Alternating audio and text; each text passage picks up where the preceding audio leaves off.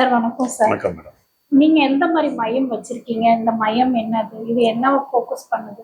இது மது போதை மறுவாழ்வு சிகிச்சை மையம். அதாவது பார்த்தீங்கன்னா குடி போதை மற்றும் மற்ற அனைத்து விதமான போதைகளுக்கும் அந்த போதைகளுக்கு வாழ்க்கை சரியா, இப்போ வாழ்ந்துகிட்டு இருக்க வாழ்க்கை சரியா இருக்கா, இனிமேல் நம்ம எப்படி வாழணும் அப்படின்ற விஷயத்த புரிய வச்சு தன்னை உணர்தல் அப்படின்ற ஒரு ப்ரோக்ராம், அந்த ப்ரோக்ராமுக்குள்ள அவங்கள கொண்டு வந்து நான் யாரு, எப்படியா கொண்டு வராலும் நான் என்ன மாதிரி வாழ்க்கையை வாழணும், நம்மளை முன்னால் விட்டுட்டு பின்னால் என்ன பேசுகிறாங்க, நமக்கு இந்த போதை தேவைதானா அப்படின்ற விஷயத்த அவங்களுக்குள்ள ஆழமாக புரிய வச்சு அவங்களா தன்னார்வமாக அந்த பழக்கத்திலிருந்து வெளியே வருவதற்குண்டான அனைத்து வேலைகளையும் நம்ம செய்யணும். இப்போ ஒரு மனிதன் குடி போதையால இருக்காங்க அப்படின்னா அவங்களால அவங்க ஃபேமிலியில அந்த சொசைட்டில என்னென்ன பிரச்சனைகள் வரும், எப்படி அவங்க அதை ஃபேஸ் பண்றாங்க? அவங்களால என்ன மாதிரி பிரச்சனை வருதுன்னா, இப்போ உதாரணமா எடுத்துக்கிட்டீங்க அப்படின்னா, இவர் குடிச்சிட்டு ரோட்ல படுத்து கிடப்பாரு, சாதாரண விஷயம். அவர் படுத்திருக்காருன்னு சொல்லி ரோட்ல போறவங்க பாக்குறவங்க அவரை மட்டும் குற்றம் சொல்ல மாட்டாங்க. இன்னார் மகன், அவர் ஊர்ல நல்ல ஒரு பெரிய மனுஷனா இருப்பாரு, இல்லை ஒரு நல்ல மனிதராக வாழ்ந்திருப்பாரு, யாருக்கு எந்த இடைஞ்சல் பண்ணாத ஒரு சிறப்பான மனிதராக இருந்திருப்பாரு. இன்னார் மகன் இவன் பாரு ரோட்ல படுத்துருக்கான், இவனை எப்படி வளர்த்துருக்காங்க பாருங்க, இப்படின்னு ஆளாளுக்கு அவங்களுக்கு தோன்ற விதத்துல பேசுவாங்க. இது அவர் காதுக்கு போகும், போய் அவர் போய் மன உளைச்சல் ஆகிற அளவுக்கு செய்தி போகும். அப்ப என்னன்னா அவர் குடிக்கல, அப்ப அவர் பாதிக்கப்படுறாரு, சமுதாயத்துல அவர் பேர் பாதிக்கப்படுது, அவர் மன உளைச்சல் ஆகிறாரு, மன ரீதியாக அவர் பாதிக்கப்படுறாரு, குடும்பத்துல இதனால சண்டைகள் வரும், சத்திரம் வரும். இவர் போய் என்ன சொல்லுவாரு, இந்த மாதிரி கிடைக்கும் அவன் மகன் அப்படின்னு யார்கிட்ட சொல்லுவார்? மனைவிட்ட. இவர் மனைவிட்ட வேற எங்க சொல்ல முடியும்?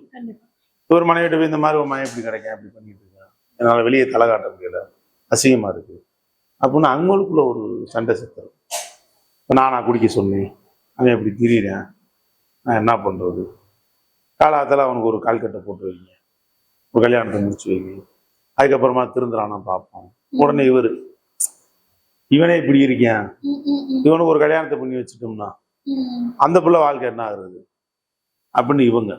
இது மாதிரி பலவிதமான ஒரு குழப்பம், நல்லது செய்யணுமா அவனுக்கு கெட்டது செய்யணுமா அப்படின்றது தெரியாம அவங்களே குழம்பி போயிருப்பாங்க. தன் பிள்ளைகளுக்கு தாங்க செய்ய வேண்டிய கடமைகளை கூட அவங்க செய்யறதுக்கு தயங்க வேண்டிய ஒரு சூழ்நிலை வந்துருக்கு.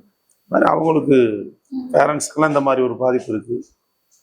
ஒரு திருமணமானவர் அப்படின்னா அவங்க மனைவி இவர் குடியாரு அப்படின்றத வெளி உலகத்துக்கு தெரிஞ்சிருச்சுன்னா அவங்க மனைவி ஒரு நல்ல ஃபங்க்ஷன், உறவினரோட நிகழ்ச்சிகள், இப்போ ஒரு கல்யாணம் காட்சி, ஏதாச்சும் ஃப்ரெண்ட்ஸ் சர்க்கிளில் ஊருக்காரங்க ஒரு பத்திரிகை கொடுத்துருக்காங்க, விசேஷத்துக்கு போகணும் அப்படின்னா அவங்க ஒரு தலை நிமிர்ந்து போக முடியாது. போன உடனே யாராச்சும் ஒரு ஆள் கேட்டுருவாங்க, என்னம்மா இப்போ வீட்டுக்காரர் என்னப்பா அன்னைக்கு அவ்வளோ தூரம் குடிச்சிட்டு போதையில் சண்டை போட்டு கிடந்தா ரோட்டில் காவாலி பையனோட சேர்ந்து அப்படின்ற ஒரு வார்த்தை. 10 பேருக்கு முன்னால் இதுக்கு என்ன பதில் சொல்லுவீங்க? அப்போ அவங்களுக்கு மன கஷ்டமாயிருதா? அப்புறம் உள்ள போ இதே மாதிரிதான் அவங்க நெருங்கின சொந்தமாக இருப்பாங்க. ஒரு நல்ல விஷயம் சொல்ல வர மாதிரி இந்த சமுதாயம் என்ன செய்யும், அவங்கள ஏதாச்சும் ஒரு வகையில் மனசை புண்படுத்தி விட்டு, என்னம்மா இப்போ வீட்டுக்காரர் எப்படி இருக்காரு, நல்லா இருக்கானா அப்படின்பாங்க. அப்போ அந்த இடத்துல அடிபட்டு போச்சு. இப்போ உங்க வீட்டுக்காரர் எப்படி இருப்பாங்கன்னா ஏற்கனவே சரியில்லைன்னு தானே அர்த்தம்.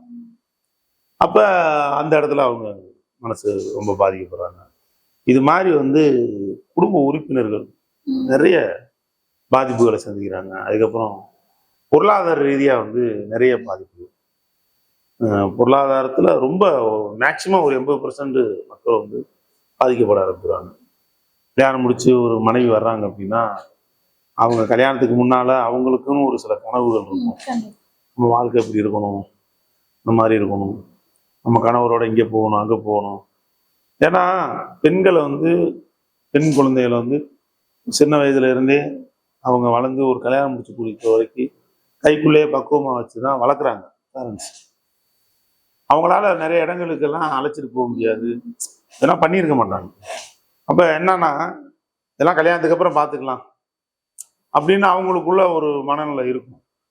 அப்போ தன் கணவனோட நம்ம எங்கேயும் போகலாம் வரலாம், வெளியே ஒரு டூர் போகலாம், ஒரு ஏதாச்சும் அவங்களுக்கு பிடித்தமான இடங்களுக்கு போகலாம் வரலாம்னா இந்த குடியார கணவனை அமைஞ்சிட்டாரு அப்படின்னா அவங்க ஆசைகள் எதுவுமே நிறைவேறாம போயிடும்.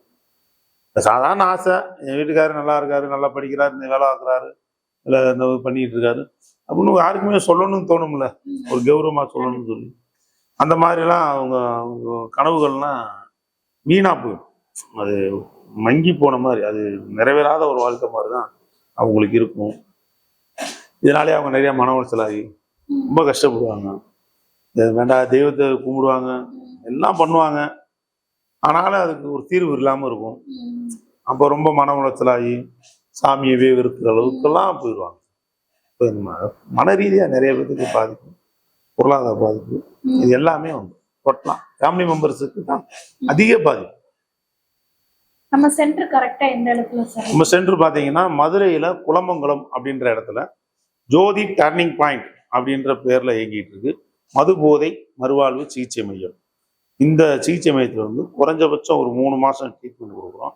இந்த 3 மாதம் ட்ரீட்மெண்ட்டில் வந்து அவங்களுக்கு வந்து ஃபுல்லாக medicines, doctor checkup, psychology doctor, general doctor, உடல் ரீதியாக ஒரு சின்ன சின்ன பிரச்சனை இருந்தால் ஜென்ரல் டாக்டர் பார்த்து அது சரி பண்ணிடுவார். இப்போ ஒரு சைக்காலஜி டாக்டர் ஃபுல்லாக மெடிசன்ஸ் கொடுத்து அவங்களுக்கு குறைஞ்சபட்சம் ஒரு மாதம் ஃபுல் அண்ட் ஃபுல் மெடிசன்ஸில் போகும். அவங்களுக்கு பார்த்தீங்க அப்படின்னா அந்த மெடிசன்ஸில் வந்து என்ன ஒரு இதுனா, அவர் ஒரு நாள் சாப்பிட்ட ஆல்கஹால் எல்லாம் ரத்தத்தில் ஜாயிண்ட் ஆகி போயிருக்கும். இந்த மெடிசனை சாப்பிட சாப்பிட வந்து அவருக்கு இந்த யூரின் மூலமாக வந்து பூரா அதை வெளியேறி இந்த கழிவுகள்லாம் அகற்றப்பட்டு சுத்தமான ரத்தம் வரும். உடம்புல வந்து அந்த குடின்ற எண்ணம் இல்லாமல் இருந்தால் கூட உடம்பு தூண்டி விடாமல் இருக்கும். இதுக்கு உண்டான வேலை. அதுக்கப்புறம் ஃபுல்லாக கவுன்சிலிங், ஒரு 3 மாதம் 2 மாதத்துக்கு ஃபுல் அண்ட் ஃபுல் கவுன்சிலிங். அந்த கவுன்சிலிங்கில் வந்து தன்னை உணர்தல் அப்படின்ற ஒரு விஷயத்த முழுமையாக கற்றுக் கொடுத்து ஒரு ஆன்மீக ரீதியான ஒரு புரோகிராம். குடியார மனிதன் எப்படி வாழ்வான், சாதாரண மனிதன் எப்படி வாழ்வான், இது ரெண்டுக்கும் உள்ள வித்தியாசத்தை எடுத்து சொல்லி இந்த குடியார மனிதன் வந்து சாதாரண மனிதனா ஒரு சாதாரணமாக ஒரு நல்ல வாழ்க்கையை வாழ்றதுக்கு அவரை நாங்கள் தயார்படுத்தியிருக்கோம். தொடர்ந்து இதை நம்ம பண்ணிட்டு இருக்கோம். அதே நேரத்தில் வந்து இந்த முக்கியமாக தெரிஞ்சுக்கிறக்கூடிய விஷயம், குடிக்கிற நபருடைய சம்மதம் தேவையில்லை. குடிக்கிற நபருடைய குடும்பத்தார், இவர் குடியாரன், மதுக்கு அடிமையாக தான் இருக்காரு, இவர் எப்படியாவது திருத்தணும் அப்படின்னு நினைக்கக்கூடிய குடும்பத்தாருடைய சம்மதம் இருந்தால் போதும். நாங்கள் வந்து அவரை எந்த இடத்துல வேணும் காரில் அழைச்சிட்டு வந்து அவரை சிகிச்சை கொடுத்து நல்ல உங்கள் வீட்டு பிள்ளைய நல்ல பிள்ளையா ஒப்படைக்கிறதுக்கு தயாராக. தேங்க்யூ.